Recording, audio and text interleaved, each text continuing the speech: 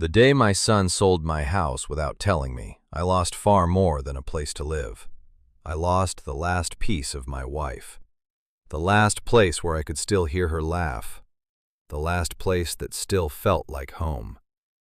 Looking back now, I should have seen the warning signs. But when the people you love ask for your trust, you rarely imagine they're planning to betray you. My name is Richard. I'm 68 years old, and I spent more than 40 years driving trucks across America. I wasn't rich, and I never wanted to be. All I ever wanted was a quiet life with my wife, Susan. We bought our little house in 1981. It wasn't beautiful to anyone else, but to us, it was everything. Every room held a memory. Birthday parties, Christmas mornings, family dinners that lasted for hours. Every scratch on the wooden floor reminded us of our children growing up. When Susan died after her long battle with cancer, everyone told me the same thing. You should sell the house. Move somewhere smaller. Start over. But they didn't understand. I wasn't living inside a building. I was living inside 40 years of memories. Every morning I still expected to hear Susan humming in the kitchen. Sometimes I could almost smell the coffee she used to make before I even opened my eyes. My daughter, Emily, understood that. She visited almost every weekend. She never tried to convince me to move. She simply sat beside me on the porch, drank coffee, and listened to my stories. She knew I didn't need advice. I just needed someone who remembered. My son Michael was different. Michael had always been charming. He could walk into any room and make people like him within minutes. He always had confidence, always had a smile, and always had another great opportunity. Unfortunately, almost every opportunity ended the same way. A failed business, a bad investment, another promise that never became reality. Every year he came to me with a different plan. "Dad, this one's different. Dad, I finally figured it out. Dad, I just need a little help." And somehow, I always believed him. Over the years, I loaned him thousands of dollars. Sometimes he paid back a little. Most of the time, he didn't. Susan used to shake her head every single time. "Richard," she'd say softly, "one day our kindness is going to cost us." I always laughed. "He's our son. What else are parents for?" I wish I had listened to her. About 6 months before everything happened, Michael suddenly started visiting much more often. At first, I was happy. He repaired the loose fence in the backyard. He fixed the kitchen faucet that had been dripping for months. He even insisted on taking me out for lunch once a week. For the first time in years, it felt like we were becoming father and son again. I honestly believed he had changed. Then, one quiet afternoon, while we were sitting on the front porch, he slowly looked around the property. His eyes moved across the yard, the garage, the old maple tree Susan had planted, and finally the house itself. He stayed silent for several seconds before asking, "Dad, have you ever thought about selling this place?" I smiled without hesitation. "No, not once." He nodded. He smiled back, but something inside his eyes changed for just a second. He wasn't looking at our family home anymore. He was calculating its value. And I had absolutely no idea that by the time he asked me that question, he had already started putting his plan into motion. For the next few weeks, Michael never mentioned selling the house again. Instead, he became the perfect son. He called every morning. He brought groceries without being asked. He mowed the lawn. He even started helping some of my elderly neighbors. People kept telling me how lucky I was. "Your son really stepped up. He's taking such good care of you." I believed every word. Looking back now, I realize he wasn't taking care of me. He was building trust. One Saturday afternoon, he arrived carrying a folder. "Dad," he said, "I'm trying to organize your paperwork. You've got insurance documents everywhere, tax papers mixed with old bills. If anything ever happened to you, Emily and I wouldn't know where to find anything." That sounded reasonable. So we spent hours sorting through old files, birth certificates, mortgage papers, insurance policies, bank statements. Every document from the last 40 years. At one point, he looked at the deed to the house. He held it in his hands for a little longer than everything else. I noticed it, but I didn't think much about it. He smiled and handed it back. We should keep this somewhere safe. A few days later, he called again. Dad, I found a lawyer who helps seniors organize their estates. No pressure. I just think it's smart. I don't want strangers making decisions if something ever happens. That sounded reasonable too. Susan and I had talked about making a proper will for years. We just never got around to it. So I agreed to meet the lawyer. Michael insisted on driving me.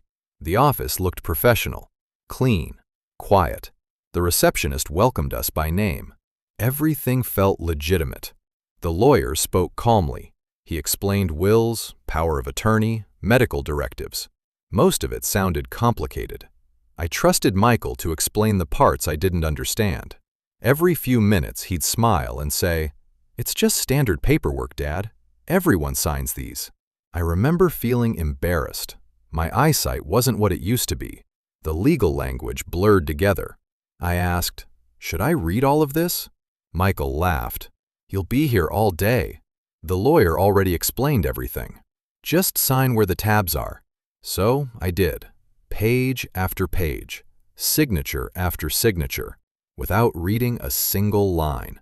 When we walked out of the office, Michael looked relieved. He even hugged me. "Thanks, Dad. You'll never regret getting everything organized." I smiled. "I guess your mother would be happy." He looked away when I mentioned Susan. At the time, I thought he was emotional. Now I know. He simply didn't want to look me in the eyes. About 2 months passed. Life returned to normal. Emily still visited every weekend. Michael became a little harder to reach. I assumed work had become busy. Then, one Tuesday morning, there was a knock at my front door. I opened it, expecting to see a delivery driver. Instead, 2 strangers stood on my porch. One of them smiled politely. "Mr. Richard Collins?" "Yes." "I'm afraid we need to discuss the property." I frowned. "What property?" The man looked confused. "This house. We're the new owners."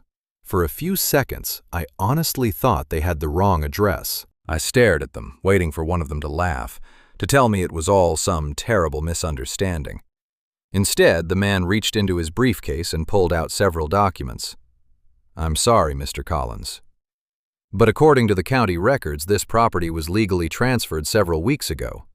My stomach dropped. "What are you talking about?" "I never sold my house." The woman standing beside him looked genuinely uncomfortable.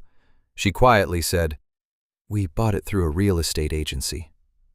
"We closed on it last Friday." "I thought you had already moved." I felt the blood drain from my face. "There has to be some mistake. This is my home. I've lived here for over 40 years. The man handed me copies of the paperwork. At the bottom, I saw my own signature. My hands started shaking. No. I never signed this. Then I looked closer. I recognized the date. It was the same day Michael had taken me to the lawyer. The estate planning. The routine paperwork. It hadn't been routine at all. My own son had tricked me into signing away my home. I could barely breathe. The couple standing on my porch looked horrified. The woman whispered, "We had no idea. If we'd known—" She couldn't finish the sentence. I nodded slowly. "I know." "This isn't your fault." They had paid for the house. They were victims too, just in a different way. After they left, I sat alone on the front porch for nearly an hour. I couldn't move. I couldn't think. I just stared at the front yard Susan had spent years planting flowers in.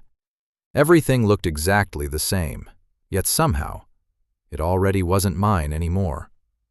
Finally, I called Emily. She answered after the second ring. "Dad?" The moment she heard my voice, she knew something was wrong. 20 minutes later, she burst through the front door. "What happened?" Without saying a word, I handed her the papers. She read the first page. then the second, then the third. Her face turned completely white. "What did Michael do?" I told her everything. The lawyer, the signatures, the buyers, every detail. When I finished, Emily wasn't crying. She was furious. "I'm calling him." She dialed immediately. Straight to voicemail. Again. Voicemail. Again. Nothing. She tried texting. No reply. An hour later, she looked at me. "Dad." "I don't think he's going to answer." That evening, we drove to Michael's apartment. The parking space was empty. His mailbox had been cleared out. The manager recognized his picture immediately. "Oh." He moved. "When?" "About 3 weeks ago." "Did he leave an address?" The manager slowly shook his head. "No." "He said he was relocating." Emily looked at me. Neither of us said a word. We both realized the same thing. Michael hadn't planned this for weeks. He had planned it for months. And by the time I discovered the truth, he was already gone. That night, I didn't sleep. Just sat in Susan's old chair, staring at the family photographs covering the living room wall. Michael's first bicycle, Emily's high school graduation, Christmas mornings, family vacations. Every smiling picture now felt like a lie. By sunrise, Emily had already made several phone calls. She contacted the county recorder's office, the lawyer's office, even the real estate agency. Piece by piece, the truth began to come together.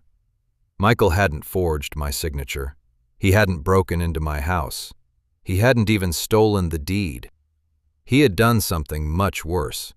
He had convinced me to hand him everything willingly. The lawyer believed I understood every document. The notary had watched me sign them. Legally, everything looked perfect. Morally, it was one of the cruelest betrayals imaginable. Emily refused to give up. "We're getting a lawyer. I don't care how impossible this looks. I won't let him get away with this." A week later, we sat across from an attorney who specialized in elder financial abuse. He listened without interrupting. When I finished, he folded his hands. "Richard, I believe you. But proving deception is much harder than proving a forged signature. So, there's nothing we can do?" I didn't say that. He explained that even though the paperwork appeared valid, Michael had carefully manipulated the entire situation. If we could prove that I believed I was signing estate planning documents instead of property transfer papers, there might still be a case. It wouldn't be easy. It would take months, maybe longer, and there was no guarantee we'd win. Emily looked at me. "We're fighting." I wasn't so sure. I was tired. I was heartbroken. More than anything, I just wanted my life back. Then, something unexpected happened. The young couple who had bought my house called us. The woman spoke first. "We've been thinking about you every day. We had no idea what happened. We've spoken with our attorney, and we'd like to help." I was speechless. "You don't owe me anything." "We know." But this never felt right. They agreed to delay moving into the house while the legal process continued. It cost them money. It delayed their plans. Yet they still chose kindness. Complete strangers showed me more compassion than my own son. Over the following weeks, investigators uncovered something even worse. Michael hadn't sold the house because he needed a place to live. He hadn't sold it to start a business. The money had disappeared almost immediately. Luxury hotels, sports cars, expensive watches, casino transactions. Within weeks, nearly every dollar was gone. 40 years of Susan's sacrifices, gone in less than a month. Emily cried when she saw the financial records. I didn't. I think I had already run out of tears. Then, nearly 4 months after Michael disappeared, my phone rang. An unfamiliar number. I answered. There was silence. Then I heard my son's voice. "Dad?" I hadn't heard David's voice in almost 4 months. For a moment, Neither of us spoke. Finally, he whispered, "I'm sorry." Those two words had lived in my imagination for months. I thought hearing them would make me feel better. They didn't. I took a slow breath. "Where are you?" "Does it matter?" "It matters to me." There was another long silence. "I've lost everything, Dad." "The money's gone." "I don't have a home." "I don't have any friends left." "I don't even have my car anymore." I closed my eyes. The strange thing was, I wasn't angry anymore. I was just tired. "So why are you calling?" "I wanted to tell you." "You were right." "And Mom was right." I spent my whole life looking for shortcuts. And now, I've got nothing.